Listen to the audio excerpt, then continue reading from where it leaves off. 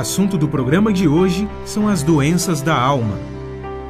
Divaldo Franco esclarece sobre a depressão. Maíse Braga fala como agir diante de um filho depressivo. E Alberto Almeida responde se uma pessoa com uma doença crônica pode dar passes. A depressão ocorre por um desequilíbrio químico no cérebro? A medicina tem razão, porque mesmo quando se trata de uma obsessão, a interferência do espírito perturbador vai prejudicar o quimismo cerebral. A obsessão é resultado da falta de produção de substâncias específicas, a serotonina, a noradrenalina, a dopamina. Elas podem perder a sua funcionalidade ou deixarem de ser produzidas pelos neurônios diante de um trauma, de um choque, de uma emoção. Por hereditariedade, através das doenças infecto-contagiosas, das sequelas da sífilis, da tuberculose, da AIDS, ou dos chamados eventos de vida. Essas emoções que tanto nos perturbam, as frustrações, mas também elas podem ser produzidas pela interferência de espíritos inimigos de outra ou desta existência. Ao interferirem em nosso perispírito, porque os espíritos não entram nas pessoas como o líquido entra no vasilhame. Eles vinculam-se através do perispírito, que é o campo de ação magnética, e passam a atuar o seu pensamento, a sua vontade, no nosso pensamento, na nossa vontade, no nosso cérebro. E isso perturba a emissão dos neuropeptídeos, do quimismo cerebral, dando lugar ao distúrbio depressivo. Dessa forma, na raiz de um fenômeno depressivo, há um distúrbio químico, melhor dizendo, eletroquímico do cérebro. As causas podem ser endógenas, internas, exógenas, externas, ou de perturbação espiritual. O que nós afirmamos é o que a Organização Mundial de Saúde hoje transformou em um paradigma. Diz a Organização Mundial de Saúde, não há doenças, há doentes. O Espiritismo já vem advogando isso antes de que existisse a Organização Mundial de Saúde. O espírito é o doente. E porque o espírito é doente, ele imprime no corpo, através do perispírito, as necessidades evolutivas, através das enfermidades, de natureza psicológica, de natureza psiquiátrica ou de natureza orgânica. Daí, é sempre um ser doente que agora manifesta uma doença. Como tratar? Fazer a terapêutica acadêmica, psiquiátrica, psicológica, psicanalítica, de acordo com o caso, e a terapêutica espiritual. O indivíduo tornar-se melhor, fazer a psicoterapia das boas leituras, das coisas saudáveis, dos diálogos edificantes, das ações do bem, para que o bem que venhamos a fazer anule o mal que nós praticamos em outra reencarnação. Como agir com um filho depressivo? Essa, minha amiga, esse é um dos desafios mais difíceis, porque o depressivo, ele opta por esse tipo de atitude. E só ele pode sair dele mesmo. Infelizmente, a depressão é o grande mal da atualidade, porque as pessoas não conseguem ser felizes, não conseguem fazer os outros felizes. E é muito mais cômodo estar depressivo e com a depressão justificar todas as outras atitudes. Eu tenho uma amiga, Antônia, que também faz palestra, ela diz, Maíse, a técnica é quebrar a cama do depressivo, porque ele tem tanta preguiça de reconstruir a cama que ele não deita mais. Pelo menos deitado ele não fica, ele vai achar uma poltrona, porque não tem jeito. Infelizmente, a questão da depressão é algo que vem muitas vezes de outras existências, sim. São suicídios de outras vidas, sim, às vezes. Mas é principalmente o não desejar viver, o não desejar superar, o não desejar sair de si mesmo. E às vezes a pessoa tem uma vida depressiva tão profunda que numa outra existência, embora todo um tratamento espiritual entre uma vida e outra, ela não consegue sair daquilo. E a questão do autismo, que existe na Terra, um dia vai ser muito esclarecida por essa informação que os espíritos nos trazem. Que o autista é muitas vezes o suicida de ontem, o depressivo de ontem, que não consegue sair de si mesmo. E já na primeira infância manifesta os sinais de autismo, porque a sua alma está doente há muito tempo. Então, se algo eu podia, num momento desse, dizer alguma coisa não desista nunca, porque se seu filho desistiu, você não pode desistir. Mas saiba também seus limites, porque você não pode ajudar quem não quer ser ajudado. Por mais que seja nosso filho, por mais que o amemos, por mais que seja transcendental na nossa vida, a sua presença, a opção última será sempre a dele. Ore muito, peça muito que as forças do bem estejam com ele, proponha trabalho, proponha estudo, proponha beleza, proponha distrações, proponha principalmente responsabilidade, coerência e equilíbrio. Às vezes leva muitos anos, a pessoa com a maturidade consegue sair disso. Às vezes a pessoa não sai nunca, também não se sinta culpada, porque há limites que precisam ser colocados para o depressivo. Senão ele toma conta do mundo interior, da vida das pessoas em torno, ele faz as pessoas infelizes, consciente de que está fazendo as pessoas infelizes, mas sem conseguir superar isso.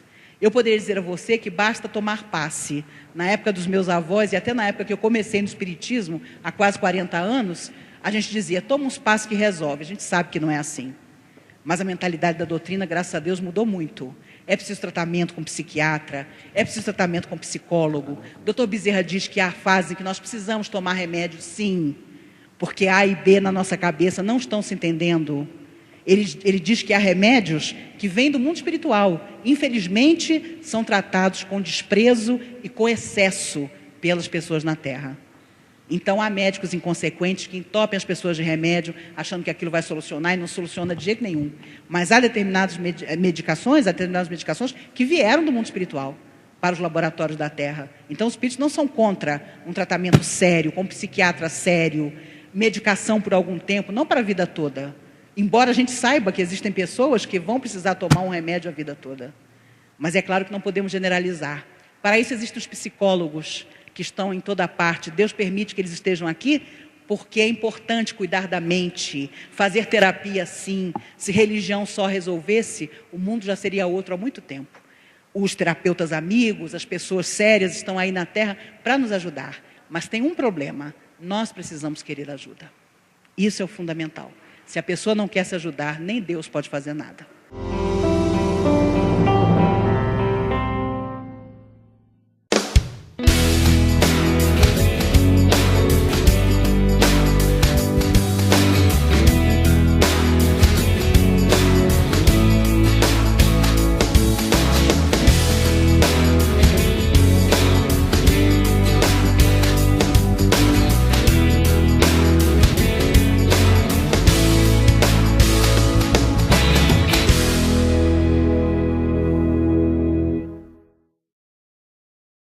Espiritismo e Ecologia. No livro Espiritismo e Ecologia você vai encontrar as diversas afinidades entre a doutrina espírita e a ciência ecológica.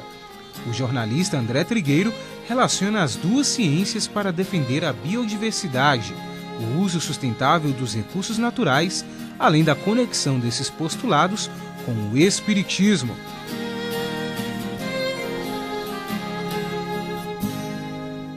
Você gostaria de ajudar a expandir o Espiritismo na TV? Então aí vai a dica. Você se torna sócio do Clube Amigos do Espiritismo e ajuda a levar a mensagem espírita a muito mais corações. Além de contribuir com este grande desafio, você ainda ganha brindes exclusivos. Uma revista que vira pôster e 2 DVDs todo mês na sua casa, com documentários, animações e videoaulas. Acesse www.amigosdoespiritismo.com.br, faça o seu cadastro e participe!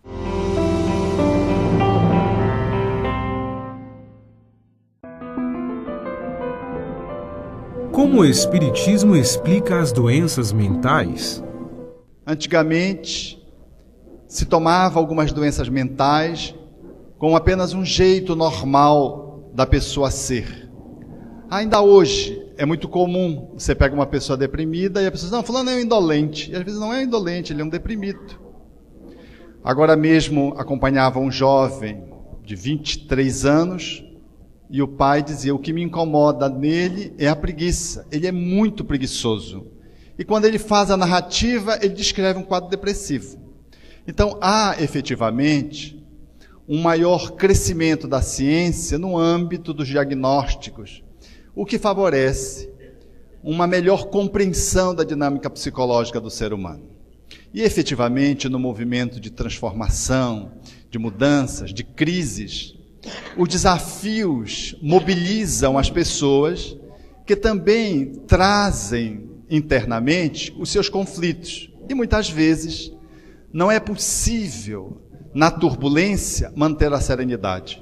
Então, é muito comum os conflitos emergirem nos movimentos de transformação.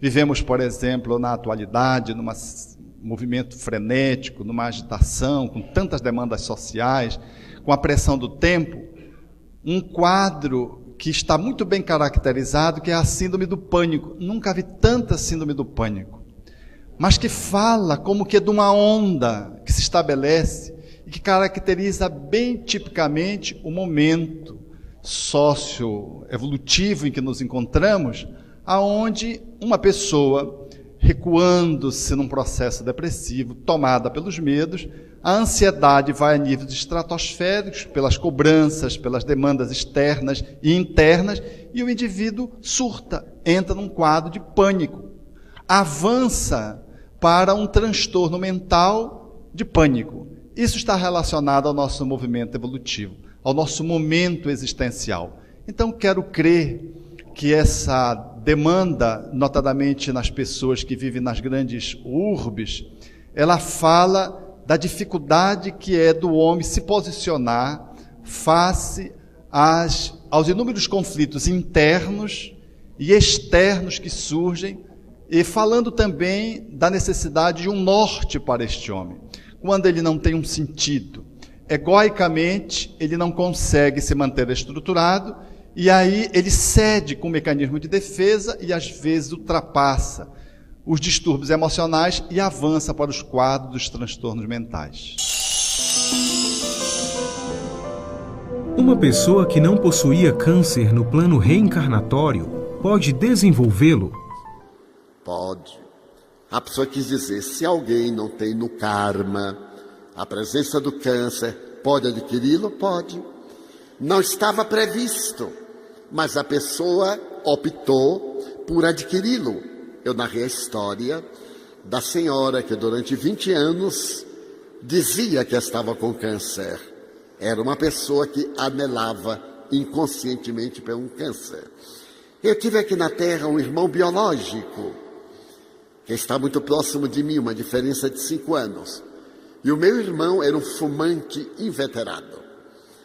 Toda vez que estávamos juntos e que ele vinha à cidade do Salvador, ele morava em Feira de Santana, ele via os dedos com nicotina, a marca, o hálito, e ele dizia sorrindo, você está suicidando-se, você não ama sua família, o que é uma pena. Quanto a você não se amar, você tem o direito, mas não tem o direito de não amar a sua família, colocando-a em zona de perigo com o seu comportamento tabagista. Ele me chamava de professor, ironicamente. Professor, você acha que eu vou ter câncer? Eu digo, não, não vai. Você vai ter um enfisema pulmonar, porque já está com a tosse típica. Aquela tosse elegante, aquele pigarrozinho, é o começo. Ele vai longe. E ele disse, você está desejando? Eu digo, não, eu estou advertindo. Estou fazendo diagnóstico. E o que era mais curioso é que meu irmão dizia que era espírita. E um dia ele me disse, porque nós, os espíritas. E eu lhe perguntei, como nós? Ele disse, eu não sou seu irmão? Você não é espírita? Então ele era espírita por osmose. Era meu irmão, era espírita. Mas eu entendi a jogada. Como eu era espírita, os meus guias tinham a obrigação de cuidar dele, que também era espírita. Muito bem. Passaram-se os meses, aquela tossezinha deu-lhe uma bronquite. A bronquite lentamente se transformou em enfisema pulmonar. Ele foi piorando e o médico lhe disse 6 meses de vida, com a morte terrível por asfixia. Porque os alvéolos pulmonares ficam fechados, como os alvéolos de uma casa de abelha. Então o ar não passa, porque o cigarro, lindo e elegante, ele tem 94 substâncias químicas, inclusive petróleo. E é natural que essas substâncias, chamadas conservadoras do tabaco, vão ficando no organismo a longo prazo. E quando o médico lhe deu o diagnóstico terrível, ele disse: o que é que eu faço? Posso deixar de fumar? Ele disse: pode. Tem 2 opções: morrer não fumando ou morrer fumando, com uma diferença de dias, porque agora é tarde demais.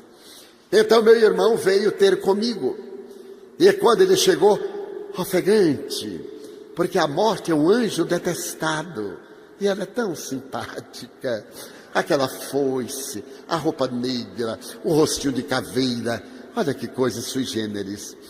Então ele veio e me disse: peça aos guias um remédio. Eu digo: não existe remédio. Não há produto químico para diluir todo esse campo que está cimentado pelas substâncias químicas do tabaco. Mas você é meu irmão, eu digo, por isso que eu lhe avisei há 40 anos. Mas eu já deixei de fumar quando não tem mais jeito. Você me pode aplicar um passe? Posso. Não para o efizema pulmonar, que não vai ter efeito nenhum em absoluto. Para você adquirir resistência moral, de assumir o problema que você mesmo foi buscar por conflitos emocionais e, sobretudo, por temperamento rebelde. Meu irmão só não morreu nos meus braços porque estava na cama hospitalar. E eu desejo confessar que é uma morte das mais terríveis. Todo fumante deveria dar um pulinho no hospital para ver o seu futuro. Dizer assim: olhe-me amanhã. Na Europa e nos Estados Unidos, e disseram que aqui também, na carteira de cigarro tem a fotografia daqueles que são vítimas do tabaco. E há tempo passado, havia uma propaganda do Marlboro. Aparecia um rapaz cinematográfico montado a cavalo na Austrália, fumando Marlboro. Teve câncer. E, simultaneamente, enfisema pulmonar. E em 2 meses, aquele jovem transformou-se de tal maneira que ele pediu para fazer uma fotografia e colocá-la nas carteiras de cigarro, para que todos vissem o que o cigarro dele fez. Eu sei que aqui não tem nenhum fumante, que Deus me perdoe, e que vai ficar um pouquinho aborrecido comigo, mas eu não me importo. A minha tarefa é preventiva. E já que estamos falando em caridade, eu vou dar uma dica para quem não quiser ter o enfisema pulmonar nem o câncer. A homeopatia é uma das mais belas ciências terapêuticas da humanidade. Quem desejar deixar o cigarro, quem o desejar, apoie esse desejo tomando um medicamento que se chama Calladium. Calladium. Calladium da 30ª dinamização. 10 gotas pela manhã num copo com água, 10 gotas à noite. E toda vez que olhar um cigarro, diga em italiano: "Ciao bello", e deixe para lá. Daí, nós encontramos esse número tão assustador.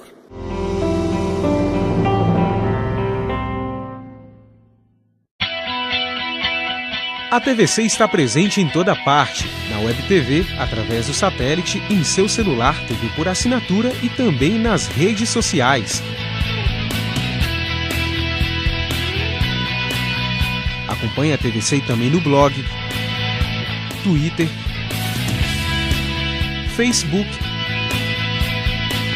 Orkut e YouTube. Agora o maior canal espírita possui acesso rápido, fácil e integrado.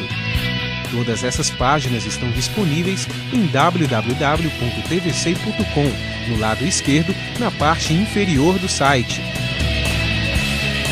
Além de ficar por dentro de tudo que acontece na sua TV Espírita, você ainda pode deixar o seu recado e dar sugestões para que a TVSEI continue crescendo. Não fique fora dessa. Participe!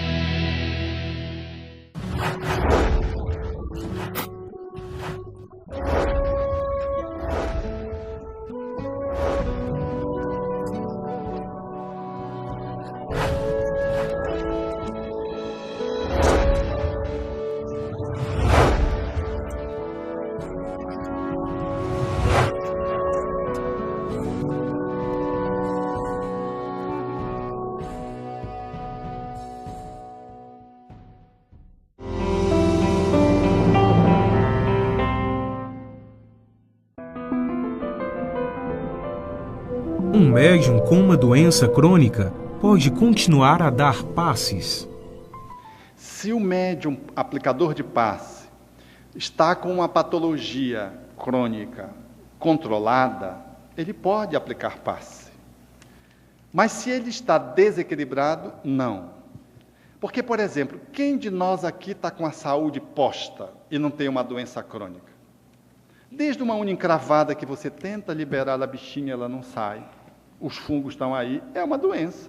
É um fungo na urina. Foi um ato falho.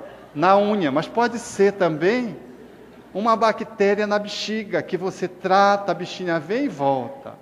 Pode ser um fungo na vagina, muito comum nas regiões mais úmidas, aonde a pessoa toma fungicida, faz uso das calcinhas de algodão para promover uma maior arejamento dos Países Baixos, dorme bem liberado para promover uma ventilação bem favorável, mas ainda assim tem um fungo. E o ginecologista disse, olha, nem mudando de cidade, porque às vezes a pessoa está num país ou numa cidade úmida.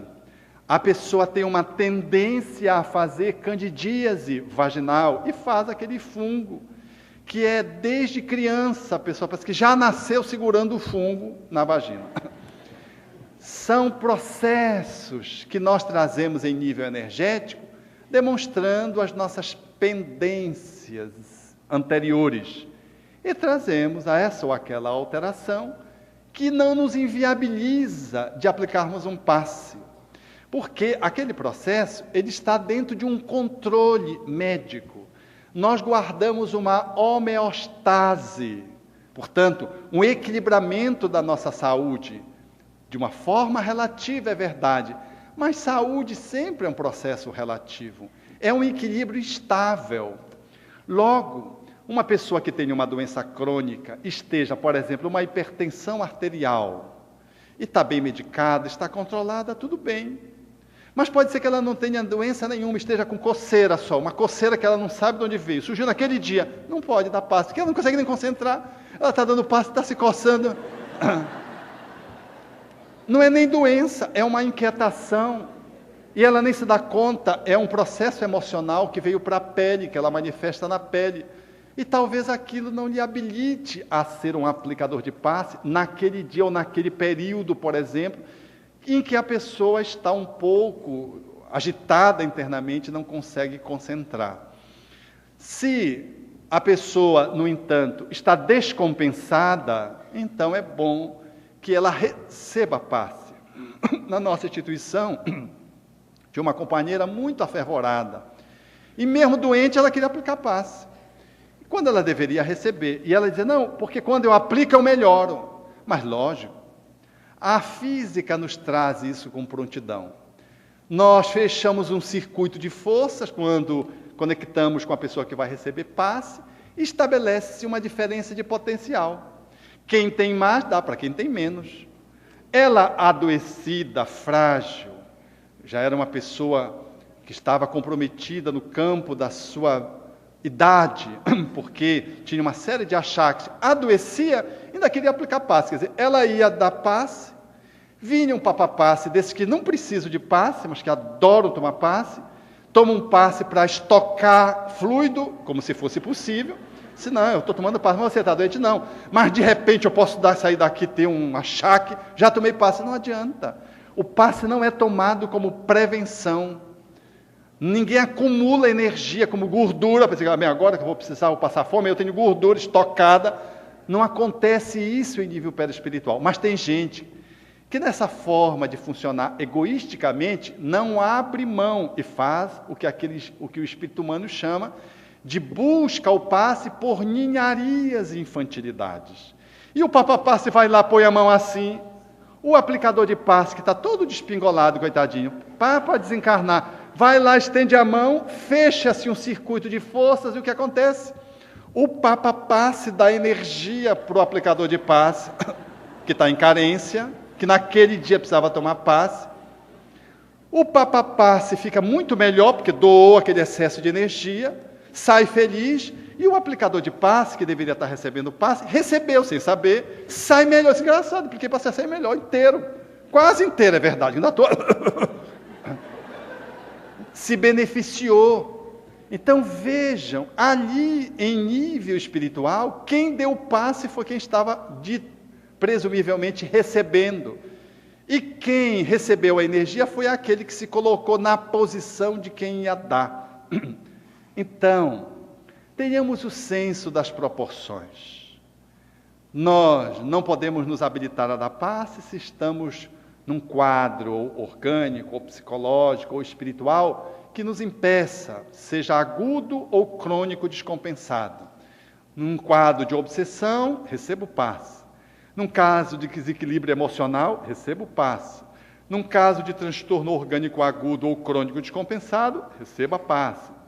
Mas se você estiver equilibrado, mesmo trazendo uma pividezinha, uma rouquidão, uma doença crônica controlada pelo médico, e você está bem, mesmo trazendo algumas questões emocionais que todos temos pendente, mas nós estamos relativamente bem, nós podemos usar, sim, a nossa posição de aplicadores de passe e fazer a nossa transferência de energias que estão disponíveis para atender os enfermos, porque essa própria atividade, ela também vai agenciando nosso movimento de cura, vai nos ajudando a romper com os nossos egoísmos, vai nos ajudando a conectarmos com energias superiores que vão nos beneficiar da saúde, vai nos ajudando a aprimorar o psiquismo mediúnico, que muitas vezes a atividade do passe é um excelente pré-requisito para que depois aquele candidato ao desenvolvimento mediúnico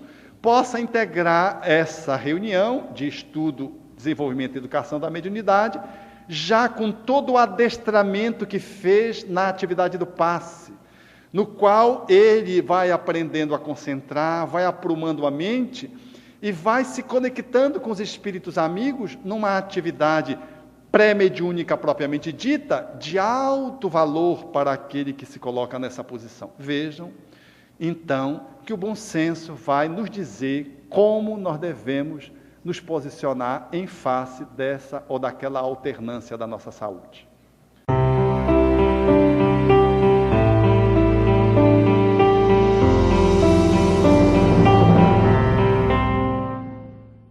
Raiz de um fenômeno depressivo há um distúrbio químico, melhor dizendo, eletroquímico do cérebro. As causas podem ser endógenas, internas, exógenas, externas, ou de perturbação espiritual. O que nós afirmamos é o que a Organização Mundial de Saúde hoje transformou em um paradigma. Diz a Organização Mundial de Saúde, não há doenças, há doentes. O Espiritismo já vem advogando isso antes de que existisse a Organização Mundial de Saúde. O espírito é o doente. E porque o espírito é doente, ele imprime no corpo, através do perispírito, as necessidades evolutivas, através das enfermidades, de natureza psicológica, de natureza psiquiátrica ou de natureza orgânica. Daí, é sempre um ser doente que agora manifesta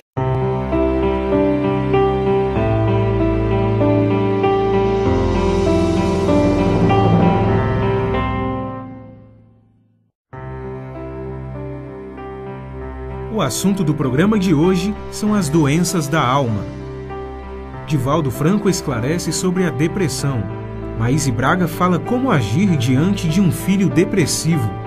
E Alberto Almeida responde se uma pessoa com uma doença crônica pode dar passes. A depressão ocorre por um desequilíbrio químico no cérebro?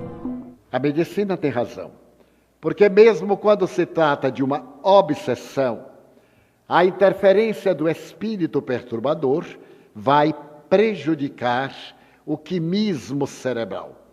A obsessão é resultado da falta de produção de substâncias específicas, a serotonina, a noradrenalina, a dopamina. Elas podem perder a sua funcionalidade ou deixarem de ser produzidas pelos neurônios. Ele tem tanta preguiça de reconstruir a cama que ele não deita mais. Pelo menos deitado ele não fica, ele vai achar uma poltrona, porque não tem jeito. Infelizmente, a questão da depressão é algo que vem muitas vezes de outras existências, sim.